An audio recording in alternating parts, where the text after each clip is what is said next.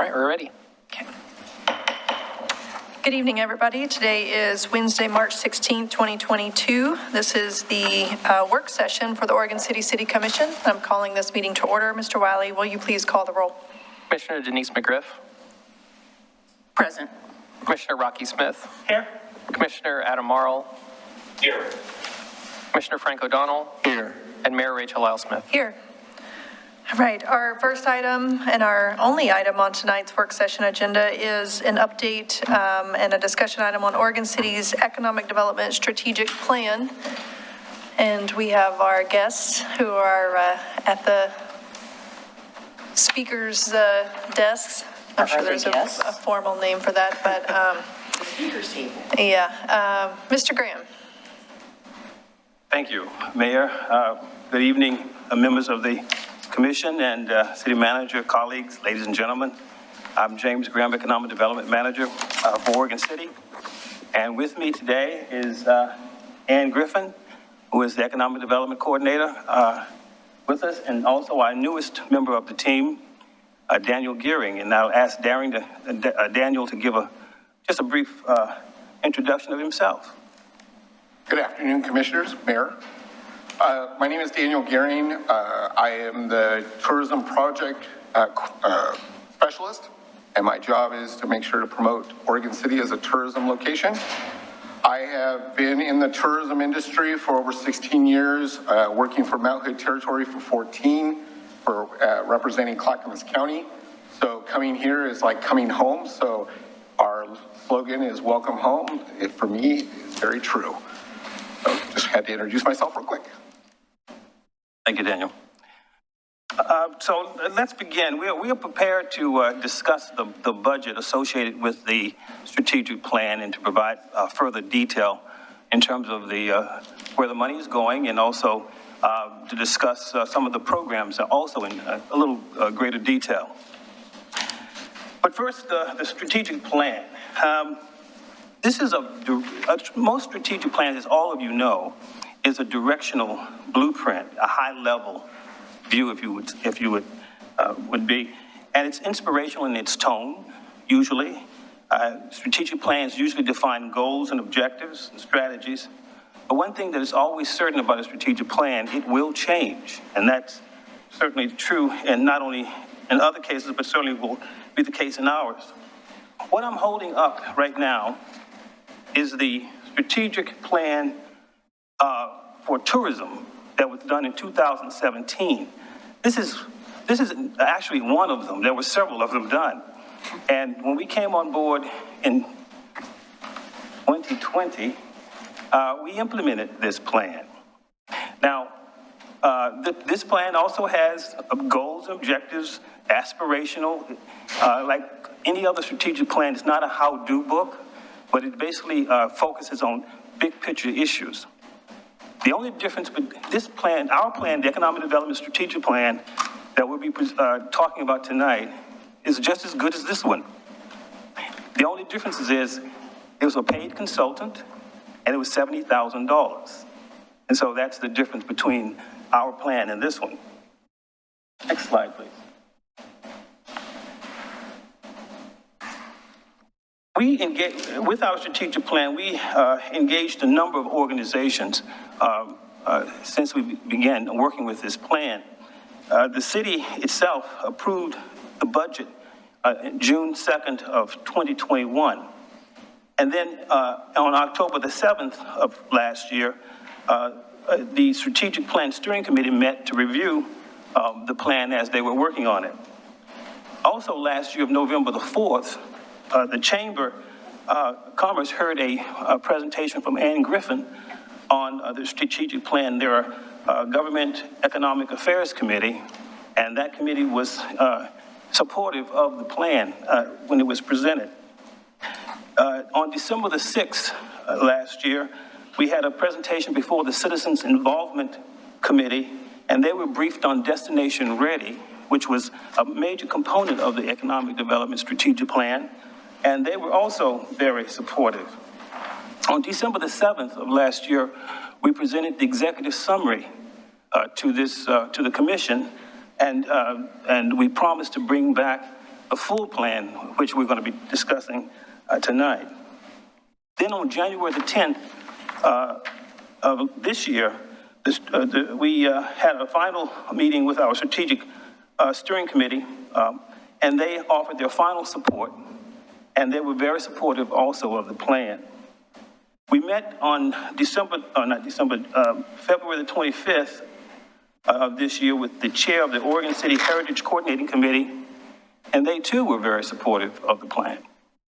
Then a couple of days ago, we met with the Planning Commission on March the 14th, and they also were very supportive of the plan. So this strategic plan has been around quite a different places. Next slide. Here you see is the general budget outlay, and we're going to certainly provide more detail in this plan, but it is, the budget is $1.38 million, and it is divided up accordingly as you see here on the slide.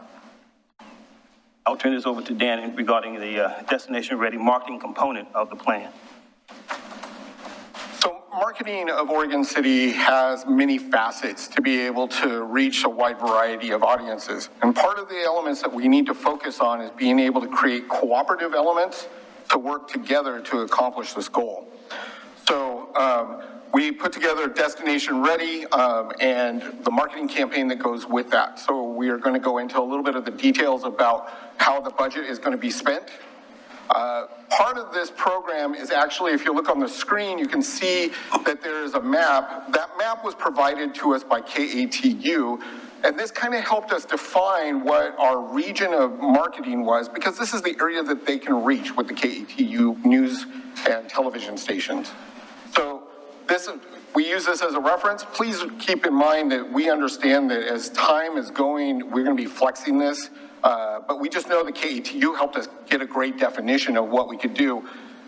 The economy and the way that the economic shaping of how fuel is going right now is also shaping how we can market. We would definitely be thinking that as we look forward, that marketing and vacationing is going to be much closer to home. And that is a huge opportunity for us, because this will allow us to reach into that Portland metro market, the Salem, Eugene, although Eugene isn't included in this map, we don't want to exclude that as an opportunity for us. One of the things we also need to do is look at how we're going to budget.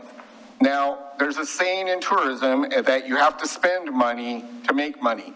And so there are elements that come across as being a little bit expensive initially, but when you see what that can turn into for the economy, it is a great effort for us. So first of all, just looking at the $180,000 that's in the budget for advertising campaigns, TV commercial spots are not cheap.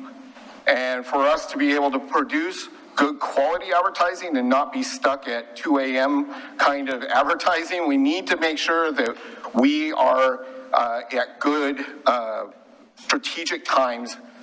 For example, before coming to Oregon City, I just happened to see the Oregon City ad because I watch KATU News, and in the morning it was there. I was so excited to see that. I actually had to say, oh wow, Oregon City put their big boy pants on, and they were showing a great ad. It was super exciting to see that. So we want to continue that because we have other elements that we need to feature as we do these advertising elements. We need to be able to maintain and work on getting lifestyle TV programs like AM and PM KATU shows. We're also going to leverage partnerships with Oregon's Mount Hood Territory and Travel Oregon, which have programs that allow us to get inexpensive print advertising, where they oftentimes do either 80-20 splits or 70-30 splits, which will mean we would only have to pay the smaller amount. Production of marketing collateral is the next section. It's at $50,000. One of the things that we're currently working on, and actually just happened to be meeting with the person that's helping us get this together, was putting together an Oregon City trip planner. And that trip planner is more of a magazine style guide that would be put into a travel a travel center, like a hotel or a rest area, and then allow us to get some exposure on a much bigger scale. We're making sure that we market these things in ways that are much more with a sense of what Oregon City is. And so that's what we want to make sure. And we're thinking of Oregon City as a whole, not as a specific area, individual area. We also are going to be putting together a travel planner or a pamphlet that'll allow for those quick arrivals to come up with some things to do, actually kind of pointing out the things that are right in the backyard of this wonderful little hometown that we call Oregon City. Also, too, that we're going to be looking at being able to distribute those through programs that, again, through Travel Oregon, where we can get discounts with Certified, which allows us to then have all of these planners sent out to the different rest areas and hotels. Social media is a tricky thing, and it is a realm that helps make or break the way we can market. Part of it is that we have to market with content, and content is something that we create on the website and then promote either through, as we said, a targeted email campaign, or we can put out as paid targeted Facebook and Google ads.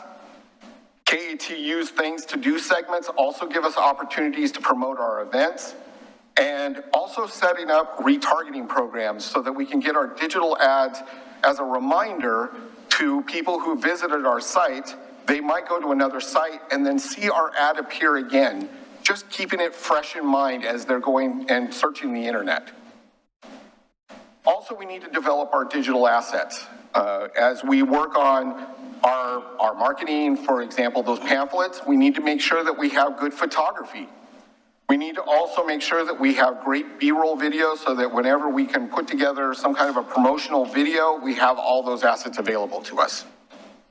So as you can see, that was $30,000 for a subtotal for the marketing strategy section of $280,000. I'm going to turn this over to James now to talk about the tourism programs themselves. I'm very excited. I've always been excited about the Concierge Institute because it is a chance to professionalize our various tourism sites. And with this $100,000, we intend to use it to hire paid interns. They may very well be from Portland University. They very well may be from our own community, Clackamas County Community College, and other universities like OSU. But interns who are particularly interested in hospitality are certainly our focus. So that's going to be an important resource for our tourism sites. Working capital grants. We intend to use working capital grants. This community needs new experiences. We have lots of places to eat, but we do need experiences where people can experience the great outdoors, can also do things that are very, very creative and lend to their experiences and memories of their time in Oregon City. So grants might be used to help a company relocate from outside of, say, we tend to go outside of Clackamas County to attract businesses that provide experiences to visitors. So we very well may use the money to help relocate them. We very well may use the money to provide a small grant to help pay for 6 months or so of rent. But these are traditional kinds of methodologies and strategies to attract a company to your community. And we're talking about small business. This is a small business community, and it would be ideal to attract small businesses that provide experiences to the visitor. Also, our partners, historic sites, very well from time to time need consulting help, maybe setting up the books properly, maybe inventory control, maybe also merchandising and how to understand merchandising. So we're looking at that kind of resource. Another component of our tourism program is the community showcase. Now, as you know, many of you are familiar with the community showcase last year or the year before last, when we really were in the depths of COVID-19. And most of the historic sites were on video. When a visitor would come, Oregon City resident would go to the visitor sites on video or online and answer a few questions, and then if they got them right, they would get a $40 gift certificate to go to one of the restaurants here in Oregon City. Now, now that hopefully the COVID-19 is behind us, hopefully, we're back into the businesses and establishments. So we're going to be providing each historic site with their own defined number of community showcase gift certificates, and they can use them to entice and develop games for their parishioners to win, and they can distribute those things based on how they like to do it. It's up to them. And that's a $20,000 fee there, amount there. So the concierge, we promised that at some point we would visit historic sites after they either finished or got somewhere in the middle of the Concierge Institute's training. And so on February the 25th, we visited Oregon City Heritage Coordinating Committee, as well as the Emmetinger House and other entities that you see here. We've recently visited all of those, and we talked about how can we help you now that you've been through these courses and this training, and how can we help you stay open, on schedule? How can we help you be sustainable and run and operate as a business? And so one size does not fit all. Some people need more volunteers, others need financial assistance, and yet others could use interns. But we found that one size does not fit all, and we're not surprised by that. The Arts Treasure Trove is really all things art. This initiative engages the arts community to enhance the quality of life for the citizens who live here and our visitors. And so part of that $100,000 there, $40,000 is actually earmarked for the Arts Commission itself to use to enhance and support the arts as an industry, not any one particular artist or not any one particular thing, but as an industry to use those funding. Arts, actors, reenactments, performing arts is an important element of tourism. And we want to bring history alive by contracting with actors that very well may perform on the stage at the community college, whereby they can actually conduct a play, and money and funding could be utilized, or raised, I should say, to fund the historic sites. And that's another way of, that's another revenue source for our historic sites. Beautification and aesthetics. Once again, if we want to welcome our visitors, we have to make sure that we put our best foot forward, clean our house, straighten up our streets, decorate, and brighten up the place. And so therefore, we're looking at, one of the programs we're looking at is actually, when you're at the bluff and you're looking over downtown, it's not that attractive. And so what we want to do is paint and talk to each one of the building owners that where you can see from the bluff. Paint the back of the building so that it cleans it up, it's much more colorful. And then also look at maybe is there an opportunity to put murals on the roofs of the buildings to make it more of an attractive view from the bluff. Attraction and expansion, once again, experiences. I think I already went over that one. Let me go to the next one, city-sponsored special events. This is the first time you would have seen this. This is the first time anyone would have seen this. And I wanted to take a few minutes on this because this is one of the initiatives that you as a commission really wanted. And so let me take a few minutes to discuss this because this is a draft once again. And this is an opportunity to gather ideas. But a city-sponsored special event, city-sponsored special events are recognized by the city of Oregon City as a public event that supports the community's tourism industry and promotes the city's tourism brand. So the objective here is to recognize those events that are ongoing. Some events may be smaller, and they could very well attract a smaller audience and attract people who are closer to home. We call that city homestead events. And we are looking at providing support to those events in the area of $1,000 to $2,000, in the area of $3,000 up to $5,000 for sponsorship for those smaller events that attract 1,000 to 2,000 people, probably most likely in the Clackamas, Washington, and Monoma County area, region. The larger events, we call them city marquee events. These are the big events where you have 6,000 plus visitors here. And so we're looking at funding this at between $5,000 to $20,000 for those kinds of events.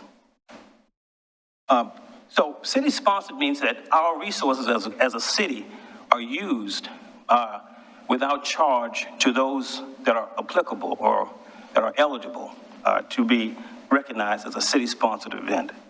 And so there are certain areas, certain things that come with that that are free. Now, of course, nothing is free. It will most likely come out of my budget to pay for it. But the parking plan assistance that most events should have of any size would be a part of that. Traffic plan assistance, as well as security plan assistance, are all part of a well-planned organization. Logistical support, when you're talking about traffic control barriers and security police and electronic signage, are all a part of our city assets that would be paid for through the city-sponsored line item, I think is $100,000. Now, I talked with, in order to develop the principles behind this program, I had the help of several individuals in terms of stakeholders that helped me out in doing this. And I want to thank Kendall Reed and Liz Hannum and Victoria Mining and Craig Danielson and Bruce Morrow for helping me develop the principles about which this program should be established. And so you have those there in your packet, but just to name a few, one of the principles that underpinning of this program is that both nonprofit and for-profit entities are eligible to apply for this event, both nonprofit and for-profit. Both nonprofit and for-profit entities must involve multiple vendors in the special event. In other words, it should not be affiliated with just one vendor. It should spread the wealth and engage the whole community. And that's why you have special events, so businesses as well as partners and others can really benefit financially as well as from the experience itself. So these are only a couple of here, and I won't go over all of them. We can go over them if you like, as with our discussion. But I wanted to sort of point this out to you.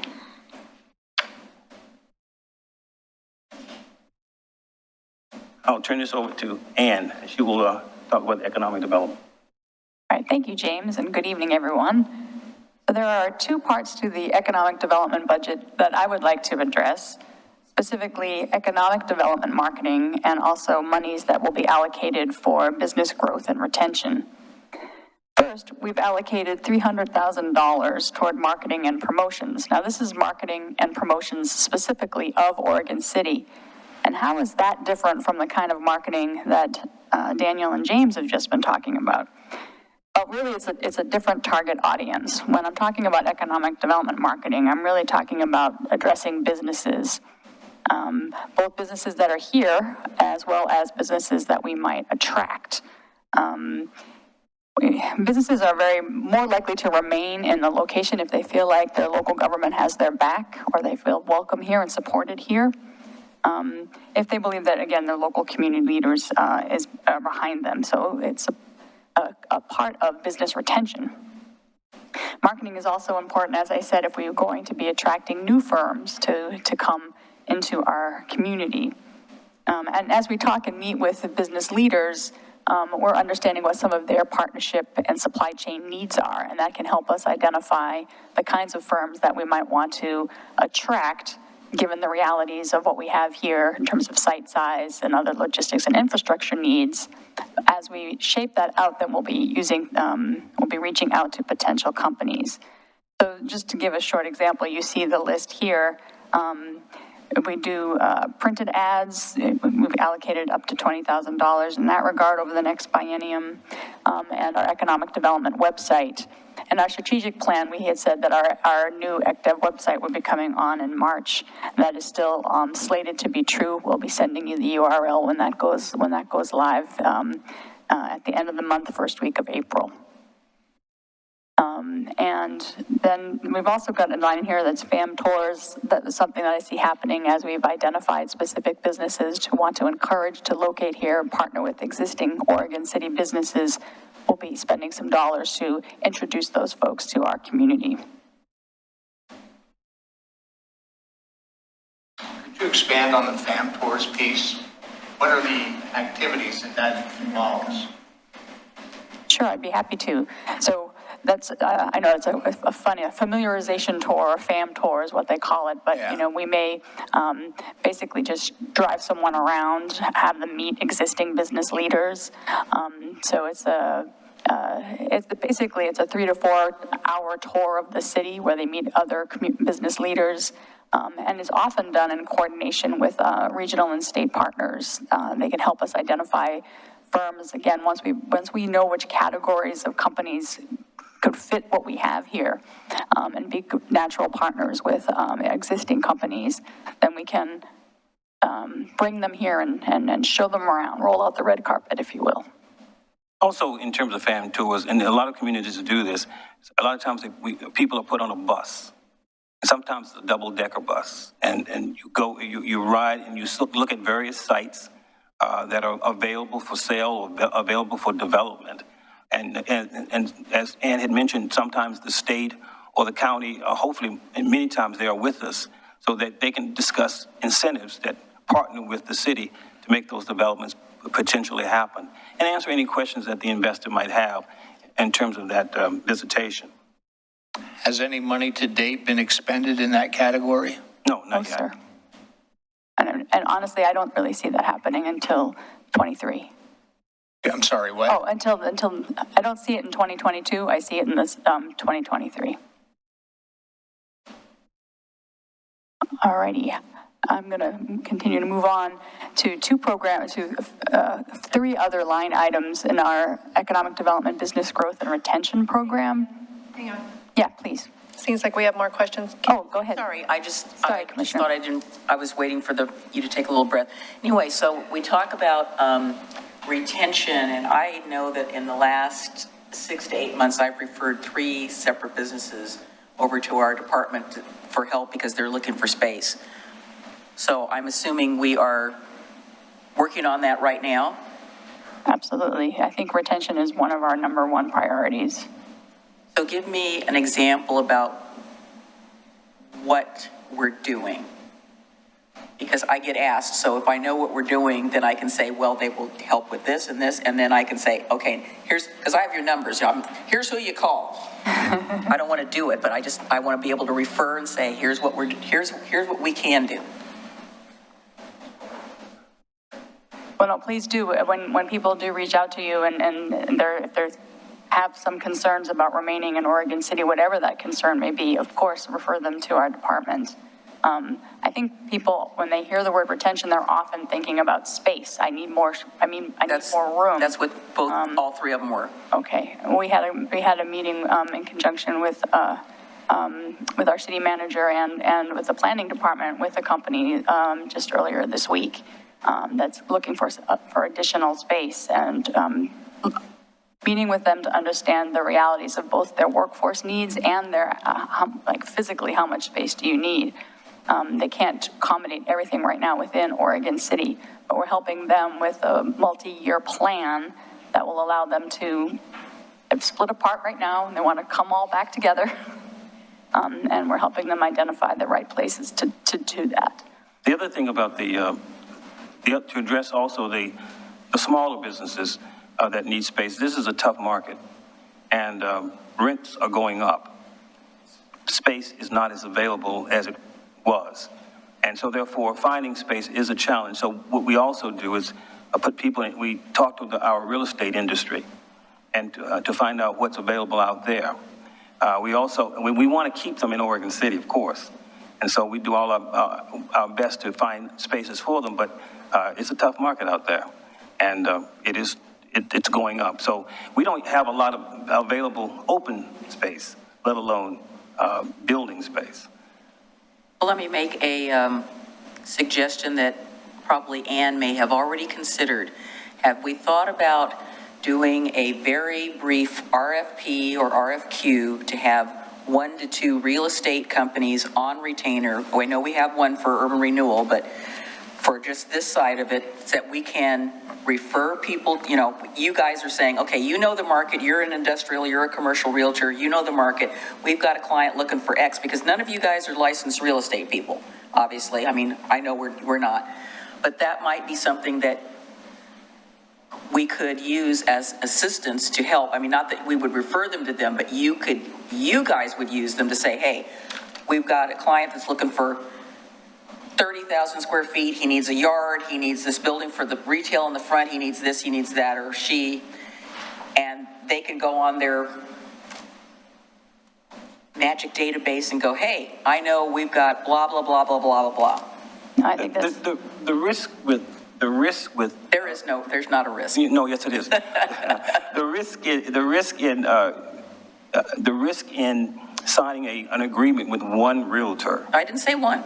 Okay, I'm glad you said that. But we'd like to have relationships with as many realtors as possible, so that we can have many eyes on the landscape. But but to enter into an agreement with very few realtors it can be a political nightmare. It's like a flexible service contract. We have these people on retainer, like we might have a surveyor on retainer, we might have a number of surveyors, and there's more than one. I guess Ann is very familiar with that process, so you can ask her about it. It worked. I've used it. It's worked very well. Yeah, I've used it too, and it's also worked well, but it's also been a political risk.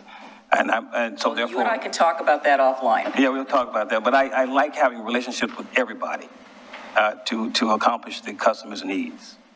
I mean, there's no question that that's critical information to have. I mean, we get a call every week from somebody who's looking for some amount of space.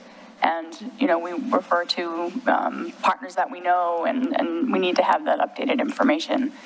I also mentioned the new economic development website that we're going to be launching shortly that will have a space on it where we're going to continue to have updated information about available space. And we're going to be reaching out to the realty community and asking them to populate the information. So if a realtor has space that becomes available, they can notify us and we can put that information online. So that's critical information to have. The other thing that we hear a lot from folks is workforce. I need this many people. I'm having a hard time finding this kind of person. So that's something else that we refer people to our workforce partners to try to help them get the folks they need. What do we got up here? So 2 things I want to talk about. One is the small business revolving loan fund. We would like to be able to offer a flexible loan for businesses that are Oregon City businesses that are in the startup phase, maybe 3 years or younger.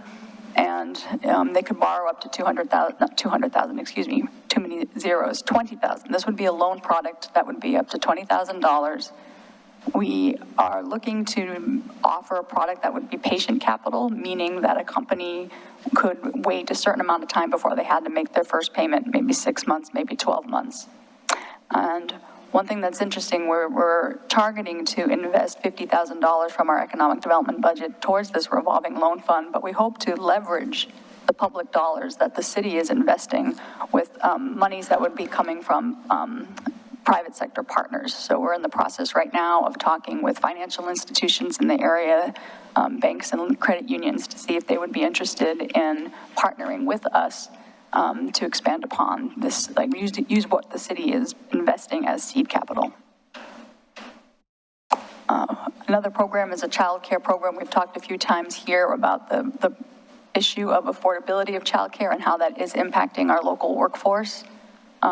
We are putting together, and again, talking to businesses in the area to leverage city monies but we were looking to invest $50,000 of the city's economic development budget into a child care fund that would help them recruit and retain workers by providing child care subsidies. And so we're in the process now of speaking with local employers who are interested in contributing to this fund. So we're in the process of putting it together.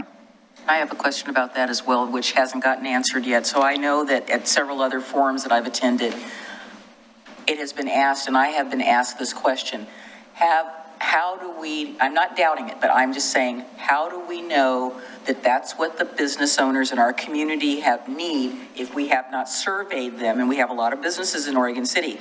So I understand about the child care thing because, of course, I listen to NPR, and it's a big topic every week, daily, on the news media. But I don't have any specifics, and I've been asked, again, by citizens, what has led us to make this an initiative? And I said, I am not aware, but I will ask the question again because I know it was asked at another forum a few months back, and I said, I can't answer the question because I don't know. So have we surveyed the businesses to know that this is, I mean, I'm not saying that it isn't a good thing. I'm just saying we base this on what? Right. We've been talking with businesses that have larger workforces. So I think that the companies that would participate in this would be the ones that have the capital to be able to invest in their workforce recruitment. So we haven't done an extensive survey. We've been talking to a small number of businesses that kind of fall into that category.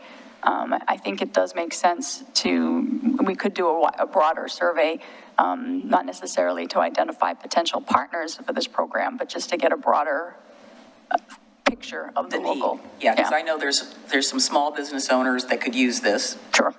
They don't have the capital. They can't afford to start one themselves, but they're looking for it.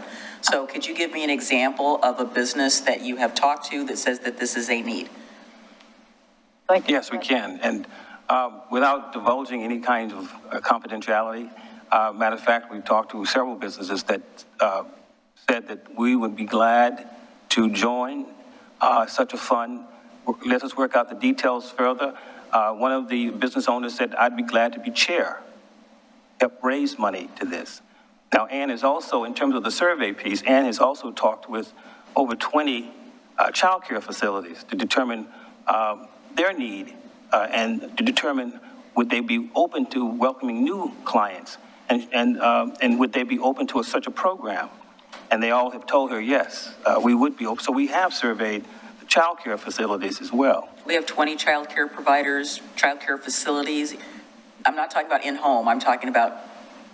We have, most of them are in-home. Okay. Yeah, we only have a very few facilities, but we have, most of these are in-home. So let me throw something out here. Let's say that I'm Willamette Falls Providence Hospital. I know they don't have a child care facility at their, but maybe that's something they would want. Would they be somebody that you've talked to? No, we have not talked to, but however, the list is always expanding. So can you be more specific of what you're actually providing? Well, to answer your question, we're providing, the companies that want to be involved want to use child care vouchers for their employees as a benefit to work in working for them. So each of the employers involved would provide a certain amount of capital to the fund. And then based on that, those employers have hiring targets. And they would contribute to the fund based on their hiring targets. Say, if it's it could be, I'm just using this as an example, if someone wanted to hire, say, 10 people, a business that is, they would contribute $5,000 to the fund. That's $50,000. And so therefore, if that's their target market, so they would utilize that as a benefit. They would distribute 10 or 5 or 6 vouchers to people to entice them to come to work for that company or to keep people working for that company. Now, we're still flushing out the details, it's not, so we're going to bring forth the details of this later on. I didn't want to get too far into it because we're going into some pretty sensitive discussions with these companies. So you will see it again. That's good, because the example you've just provided to me doesn't improve the childcare situation. To me, it helps an employer bring on additional staff, and you're providing an incentive to them to actually hire more people who may or may not have kids, or they're just trying to, so I'm not sure how that example actually works on the childcare issue. We don't have to, I don't know that we have time to dive into this. I brought up issues about this item before, so I'm anxious to hear more about this one. Sure, but it'll come back. Okay. I Please think continue. The issue it tries to address is not one specific company's needs, but just affordability in general. So it allows the employee better afford childcare. So, but that's where we're going. Yeah, we'll circle back on this item. Yeah, absolutely. Then lastly, in terms of infrastructure, we've set aside $200,000 for fiber optics. More specifically, we want to, we have released a request for qualifications last fall and have retained a contractor to complete a feasibility assessment of what it would take to bring fiber optics throughout the whole city, not only to businesses, but also to residents. I think we can all appreciate through the pandemic that more people are working at home. And so the ability to have reliable internet and high-speed internet service in my house better allows me to work from home. So we're exploring ways right now where this high-speed fiber optic network would serve both residents as well as businesses. So that process, we're about a month into it now, and it takes about 6 months to complete the feasibility study. So the total for the business growth and retention programs is $300,000. So those are the details as it relates to the budget and the programs associated with it. And we'll be glad to answer any questions to the time point that you have. Okay, Commissioner Smith. So you started off this evening talking about the strategy from 2017 and making the comparison that the difference was the price tag. I think there are more differences than that in those two things. And so I guess my question is, are we still tied to that? Are we still utilizing that 2017 plan to advise us in this new plan or this separate plan? Or are we throwing that $70,000 out? No, we're utilizing the existing plan. And we've developed programs to implement it. Okay. In that process, and you pointed out there was and I've been through this for the last probably 10, 15 years, so I've been part of all these previous plans, and I agree in the sense that, yes, we are always frustrated by the idea of constantly paying for plans that don't get used. So I want to see that continuation of kind of learning from what we did in those plans. And I think that to some degree, we're definitely doing that. In a lot of those conversations throughout the last decade, I would say, but more importantly, or more specifically, the last 5 years, what has come up in the tourism circles in Oregon City is this idea of a DMO, or a Destination Marketing Association. And that has been a dialogue that we have had kind of in the interim of, does this stay under the city's umbrella? Meaning that we have never made that decision as a tourism, and as a tourism whole, of whether or not tourism is going to live under the city in perpetuity, or if it's going to live under a separate organization. We haven't come to that conclusion yet. We haven't had that conversation. I'm wondering your thoughts about that, and how that's really going to be addressed in conversation in the coming years.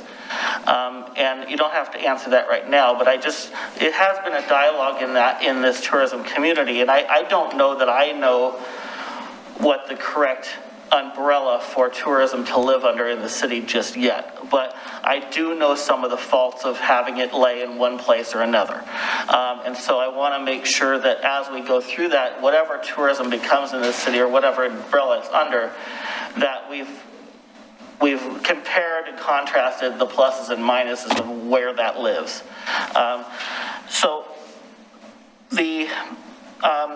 I want to ask a couple questions on specific pieces that I've been pretty connected to or have knowledge of.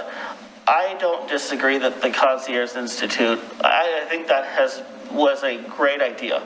I think, unfortunately, it was implemented before it was thought out. And so I think the concept of it is great. I think that we didn't get the buy-in we needed from a lot of the tourism entities in the beginning because they didn't really know what the outcome was going to be.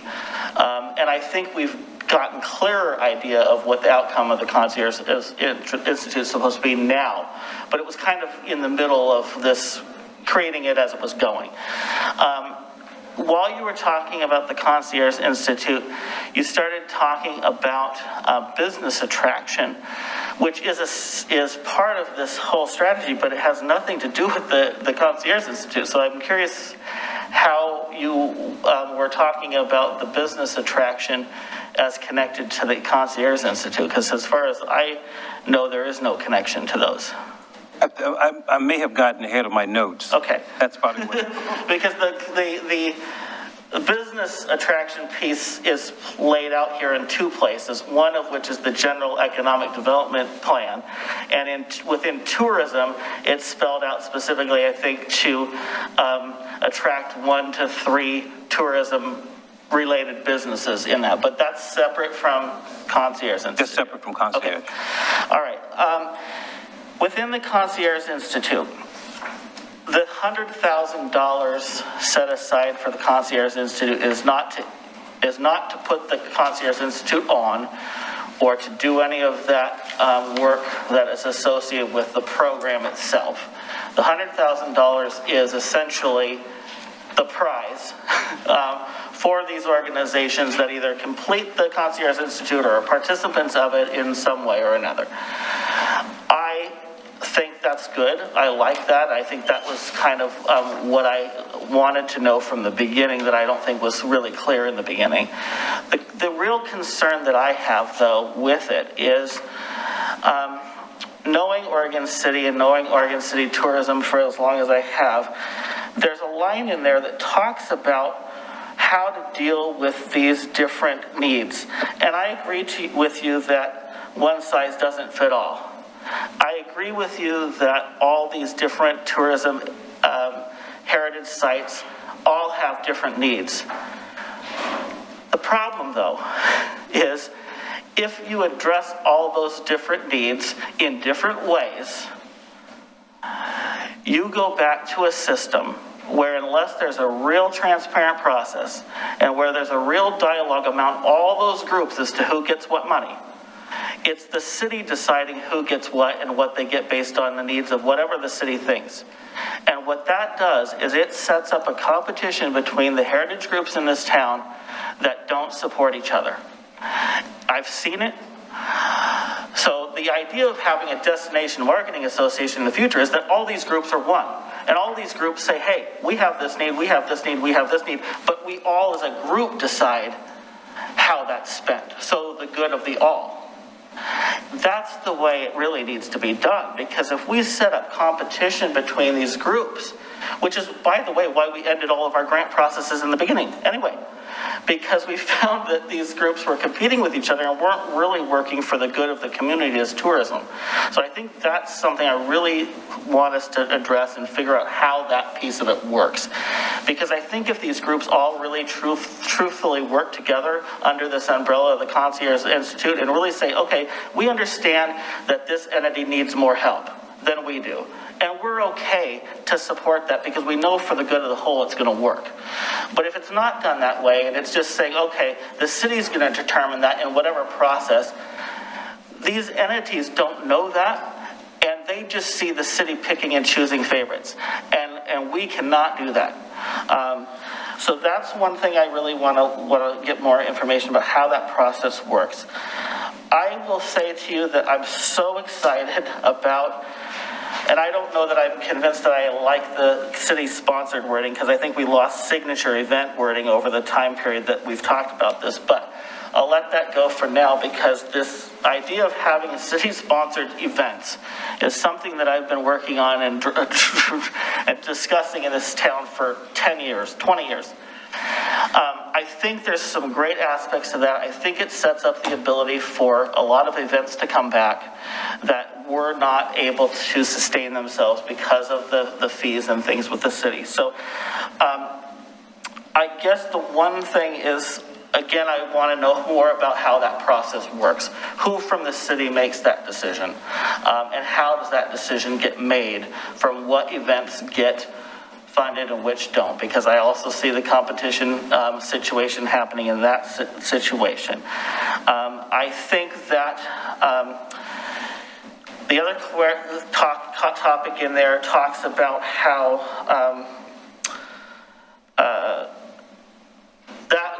that essentially the grant for events would be checks written directly to whatever city department is included in that.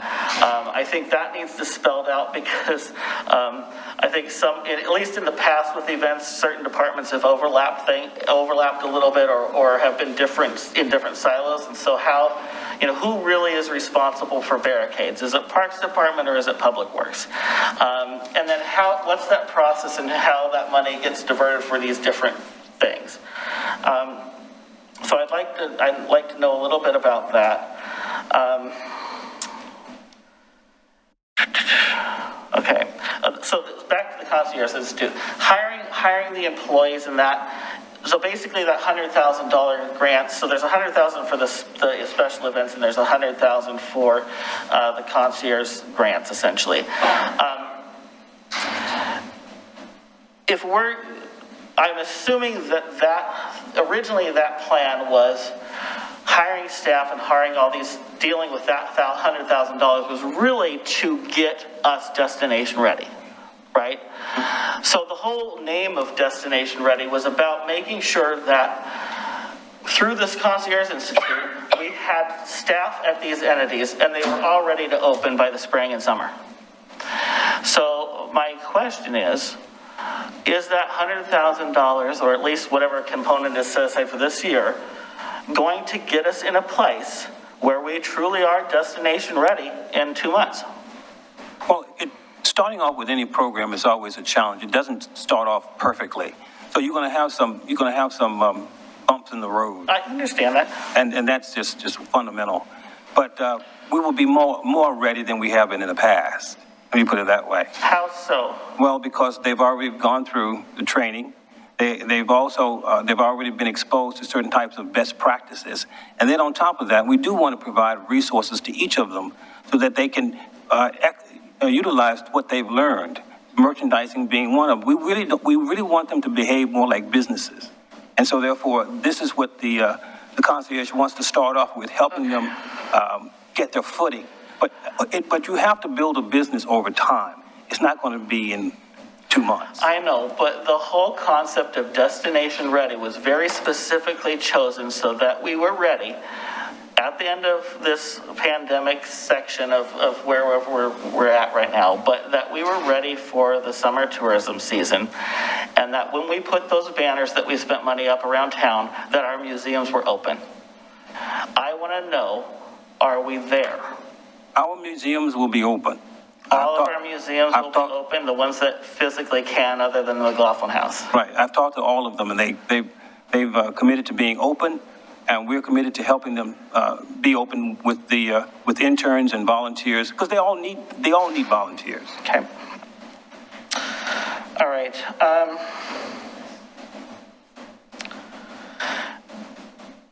What is, on a regular year, and by no means has the last few years been regular, do we know what our transient room taxes have been in the last year or so, or a ballpark estimate? I used to know that.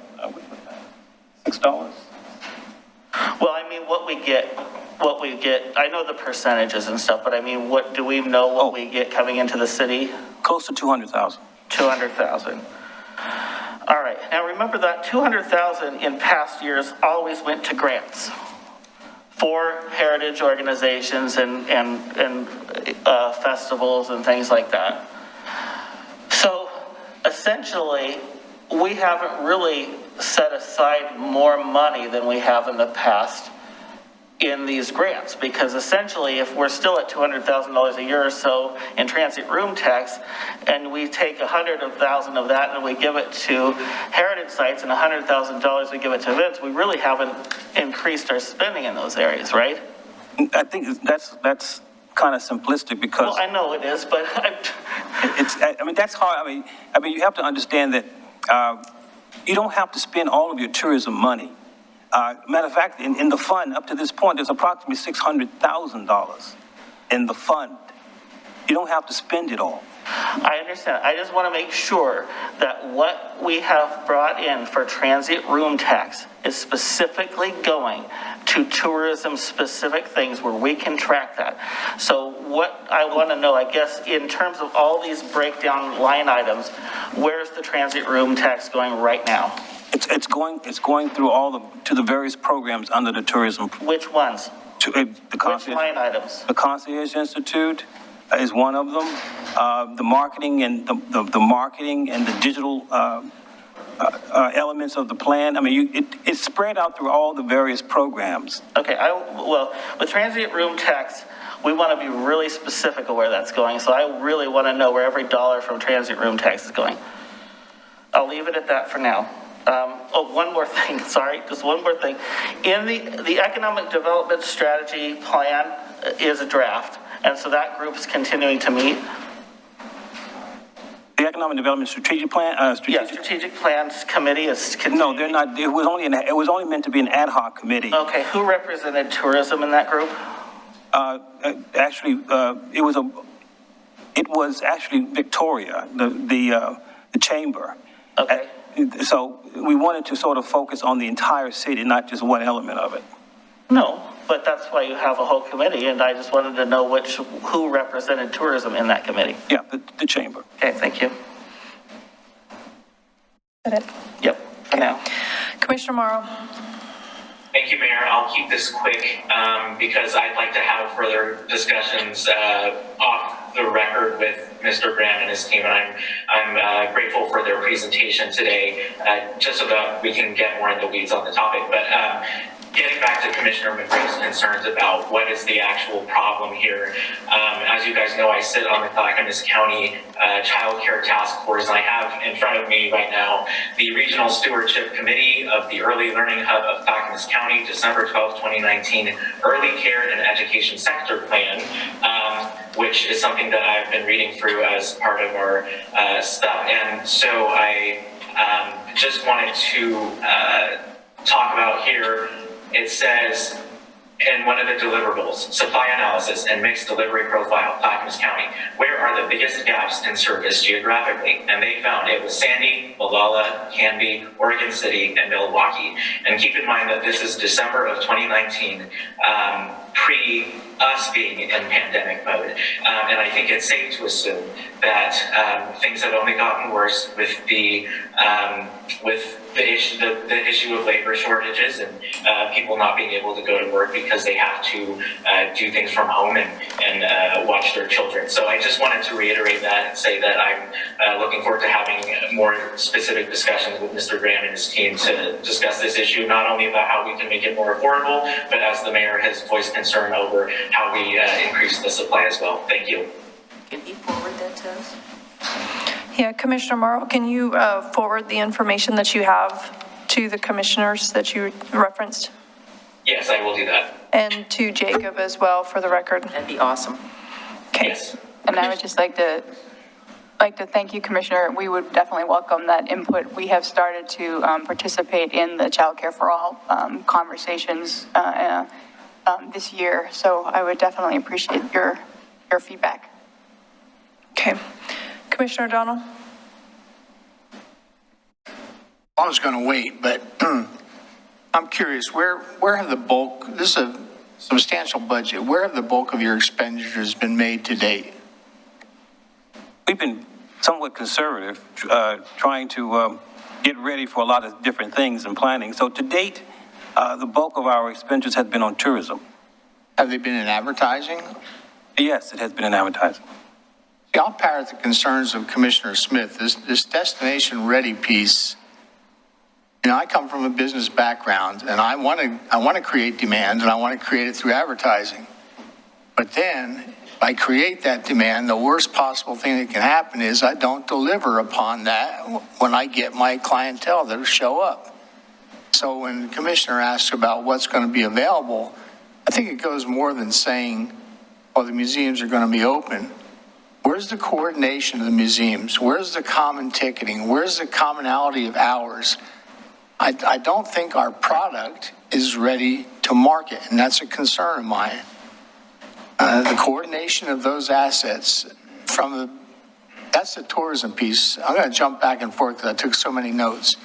The economic development piece, first thing I'd say is the FAM tours looks like it's pretty light for budget, because I watched the most successful developer I've ever seen on 60 Minutes 2 years ago. You know, and he flew people in, and he had the right size boots for them if they were going to go into a marsh, and he knew what they needed, and he delivered the goods. So I don't want to be a department or a program that simply hands out monies randomly. I want to have a directed goal and a means of accomplishing it. Now, we've got one group of people that are going to find Oregon City through our advertising, but there's another group that we have to go find. So there's got to be a vehicle to do that. And a former person that ran this, you know, your job is not to sit by the phone and wait for it to ring. Your job is to identify targets and go get them. So I don't know where those monies are. And the other thing that bothers me is when you identify a need, whether a need from a potential business locating here or a need within Oregon City, are you cross-referencing your assets? Are you saying, for example, the business community needs $50,000 and $30,000 flexible spaces that they are prepared to move into today?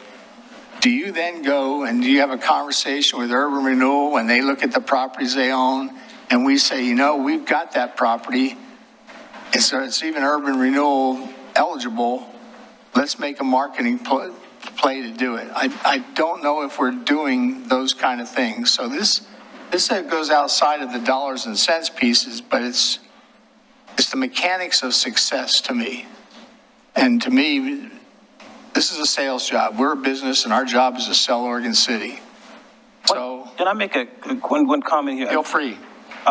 The question you asked about being for our businesses and others to be in terms of being ready for new visitors, we have actually surveyed many businesses and asked that very question: would you like us to market Oregon City? Are you ready to see new visitors? And the response to us was, let us run our businesses. We want you to market the city. We'll run the business, but we want you to market Oregon City. So please go forward. And I'm not talking about the private sector. I'm talking about those assets we control. This multitude of museums and such. Are they coordinated? I mean, I always talk about this town, LaConner, Washington, that I went to. Best marketing job I ever saw. Pamphlet ready to go.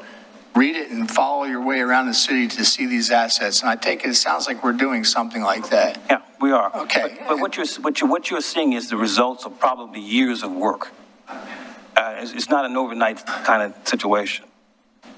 I guess that's the difference between the private sector and the public sector. It probably is. It is. So those are the things I thought. The concierge thing, I've attended a number of those. They've been good. Are we financially supporting that, or is the chamber paying that? The chamber is partnering with us, so they're footing the bill from the ARP money that they've received, and we'll coming up with the assets in terms of resources for the historic sites. So are we participating in the payment of the instructors? Because I attended a couple, and some of them were quite good. No, that's part of the partnership. The chamber agreed to pay for the instructors. Okay. That was agreed up front. But I think we should have been a co-sponsor in terms of funds, because I went to it. It was fantastic, but we haven't done the other side. The for-profit restaurants, businesses, maybe we're not telling them how to run their business, but they need customer service training, which is why I agree with Commissioner Smith that they're not ready. And with the private businesses or the nonprofits? The privates, well, some of the nonprofits aren't either, but there's more work to be done. I know that the last session I attended, there was a request to continue this, and I said, well, then we need to ask the city to fund the additional information that the folks in that concierge group wanted. Well, I don't want to take up much time. I know you're running out of time. If not, you're already out of time. But $1.3 million is not really a lot of money. It's actually, it really isn't. But with that understanding, you have to utilize you have to really be very, very careful as to how you spend this money and leverage it where you possibly can. I think that's a good practice too. And you just can't give out money to all your friends. It has to be utilized in a way that helps the overall community. You actually touched on one of my points. I mean, it's a substantial budget, whether you feel it is or isn't. Do you have a feel for how much of it you've expended to date? Well, this fiscal year, we expended about $20,000, roughly. Okay. It may be more, it's probably more. But to paraphrase something you said, I believe that every expenditure has value. You're going to have unlimited demands and limited resources. You have to identify the expenditure, and you have to prioritize them. What's the best return on our asset, right? What's the most return on our expenditure? I'd like to feel, I mean, that's for you to manage. That's your job. And I don't want to micromanage it, but I don't feel entirely comfortable that we're making progress at a speed. I don't see the difficulty in at least our base assets, namely our museums and stuff, and having a meeting and say, let's coordinate our ticketing, let's make an offering, let's coordinate our hours of opening, because I do not want the kiss of death. You want to get a bad Yelp review, you draw people here with a promise and you don't fulfill it. And then the show is over, because you will not recover readily from that. So I think we need to focus some on the destination-ready component in addition to the advertising to build demand. And I'll leave it at that. I appreciate you coming before us. You know, I think that's where I should leave my questioning at this point. Thank you. All right, so we are, yes, over on time. It is not clear to me what are the next steps on this. Is this, there may be a desire by this commission to have another work session on this? Yes. I know Commissioner McGriff would like another work session to talk about this plan. Is that the desire? I mean, we are out of time. Do you want another work session to dive into more details, Commissioner Smith? Well, I know I don't want to keep this going, but I do really, based on the last comments by Commissioner O'Donnell, I mean, if we could get the stakeholders groups together, and we could get the heritage groups together, and say, based on the Concierge Institute and all this stuff, what do we need to do right now to be ready in 2 months? Because I promise you, these groups will probably let go of the competition if they have that question, and they can say, we will do whatever we need to do as organizations to get our hours and ticketing right if the city can help us do it. It's as simple as that. But we have to do it in a couple weeks. And in the language of business, that's called time to market. If you can have the best product you ever had. If those orange banners start going up around town and that's not done, we're in trouble. Long-term trouble. Mr. Graham, what are your next steps? What were you thinking your next steps were going to be after this? Well, we already are implementing a lot of the economic development strategic plan anyway. We're already implementing all kinds of things. So this was just a briefing for us to get more information. There were a lot of questions that were asked, and I still have a couple of comments that I never got to, and I think Commissioner McGriff has more. So need another work session. I hate to see questions go unanswered if you have them. No, we need to move on. Okay. We have a whole room Yeah, full of not people. tonight. We need to move on. Well, do you feel so, I mean, I can ask my questions offline. My question to you is, do we want this to come back as another work session? sure? Yes. Yeah, Okay. I think it's too critical to dismiss it because of time constraints. We have more questions. Okay. Okay. I see Mr. Conkle writing that down, so I think we're good to go. Thank you, Ann, Daniel. Welcome to Oregon City, and Mr. Graham. Thanks. All right. Thank you. And with that, we need to re-adjourn at least in a couple of minutes, how about 7:15? Make your breaks really quickly, and we're adjourned.